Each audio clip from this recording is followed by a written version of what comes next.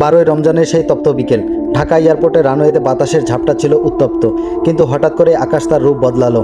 মেঘের গুড়গুড় শব্দের সাথে শুরু হলো ঝুম বৃষ্টি। ইউএস বাংলা এয়ারলাইন্সের ATR 72600, যার গায়ে গর্বের সাথে লেখা রেজিস্ট্রেশন নাম্বার S2AKP। বৃষ্টির প্রতিটি ফোঁটা যেন এক অনুভূতি প্রশান্তি খুঁজে পেল। ছোট্ট এই বিমানটি ডাকনাম পাপা। আজ সে যেন রানওয়েতে দাঁড়িয়ে বৃষ্টির সতেজতায় গা ভিজিয়ে নিল। পাপা আজ শুধু 72 জন যাত্রী নয়, বহন করেছে 72টি ভিন্ন ভিন্ন জীবনের গল্প।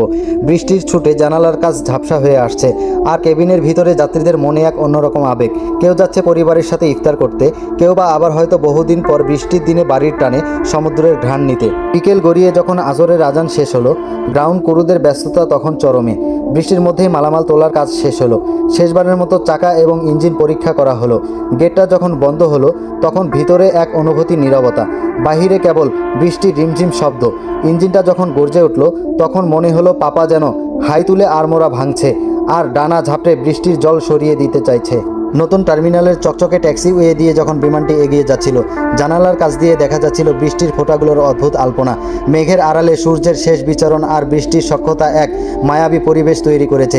নিচ দিয়ে যাওয়ার সময় মনে হচ্ছিল পাপা যেন বিদায় জানাচ্ছে ইটকাটের বৃষ্টি ভেজা ঢাকাকে। রানওয়ের শেষ মাথায় এসে যখন গতি বাড়ালো, তখন নীলসাদা ডানা দুটো যেন আকাশকে আলিঙ্গন করতে মরিয়া। কক্সবাজারের নীল জলরাশির দিকে উড়ে চলল পাপা। নিচ থেকে দেখা সেই এক চিলতে নীল সাদা রেখাটি দেখে রানওয়ের কর্মীরাও একবার বুক ভরে শ্বাস নিলেন। দিন শেষে বাড়ি ফেরার এই যে ব্যাকুলতা, তা যেন ওই ডানা দুটোর উপরে ভর করেই মেঘের রাজ্য পাড়ি দিচ্ছে। বৃষ্টি ভেজা ঢাকা পেছনে পড়ে রইল, আর পাপা ডানা মেলল এক নতুন দিগন্তের দিকে।